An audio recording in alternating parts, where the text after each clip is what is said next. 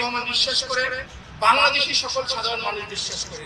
সেই ঐতিহাসিক মিটিংয়ের মাধ্যমে আলোচনার সাপেক্ষে আগামী বাংলাদেশ কোথায় যাচ্ছে সেটা নির্ভর করছে।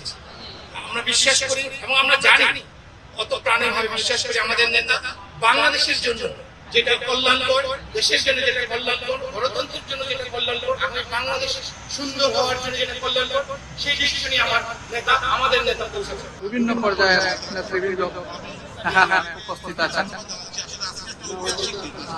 আমরা দেখতে পাচ্ছি এখানে আমাদের লুটন বিএনপির সাবেক সাধারণ সম্পাদক মনসুর আহমদ রুবেল ভাই, আবু আলী খান সিটি সংসদের সম্মানিত সভাপতি আমাদের সাদিক ভাই আছেন।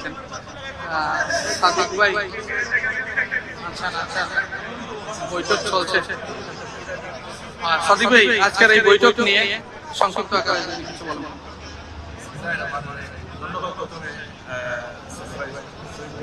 আজকের এই বৈঠকে এই সাক্ষাৎ সারা বাংলাদেশের মানুষ আশা করে আছে, সারা দুনিয়ার মানুষ বাংলাদেশ জাতীয়তাবাদী দলের প্রধান আশা করবো আমার একটা রেজাল্ট হবে।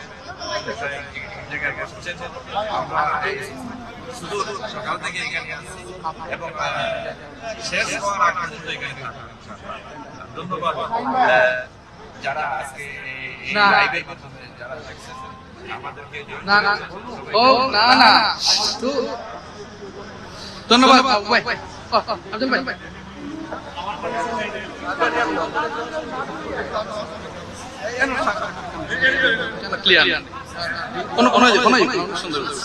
আমরা দেখতে পাচ্ছি এখানে নবনির্বাচিত যুক্তরাজ্য যুব দলের সভাপতি, সাবেক ছাত্র নেতা, যুব দলের নবনির্বাচিত আফজল ভাই আছেন আজকের এই ঐতিহাসিক বৈঠকের সাক্ষী হতে।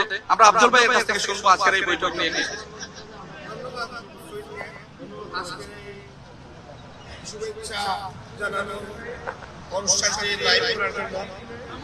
আসলে আজকের এই বৈঠকটি বাংলাদেশের রাজনীতির জন্য খুবই গুরুত্ব বহন করে, কারণ বাংলাদেশের 19 কোটি মানুষ দীর্ঘ প্রায় 15 বছর সংগ্রাম করেছে, লড়াই করেছে ভোটের অধিকার প্রতিষ্ঠা করার জন্য। আর বাংলাদেশের 19 কোটি মানুষের আশা এবং আকাঙ্ক্ষার যিনি বাংলাদেশের 19 কোটি মানুষের দাবির সাথে একাত্মতা পোষণ করে প্রবাসী থেকে জাতীয়তাবাদী পরিবারের নেতাকর্মীদেরকে সাহস দিয়েছেন, শক্তি দিয়েছেন, বুদ্ধি দিয়েছেন, উজ্জীবিত রেখেছিলেন এই আসিদের বিরুদ্ধে লড়াই করার জন্য, সংগ্রাম করার জন্য, মানুষের ভোটের অধিকার প্রতিষ্ঠা করার জন্য।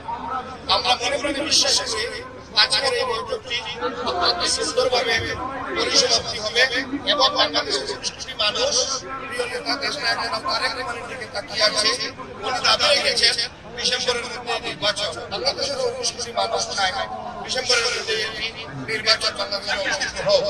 আমরা যারা প্রবাসে রয়েছি, আমরা যারা দেশকে ভালোবাসি, দেশের মা মাটিকে ভালোবাসি, এখানে যারা বাংলাদেশের প্রবাসী বাংলাদেশিরা রয়েছেন, জাতীয়তাবাদী পরিবারের নেতাকর্মীরা রয়েছেন, জাতীয়তাবাদী দলের নেতাকর্মীরা রয়েছেন, বিশেষ করে জাতীয়তাবাদী যুব দলের অসংখ্য নেতাকর্মী রয়েছেন। আমাদের সকলের একটাই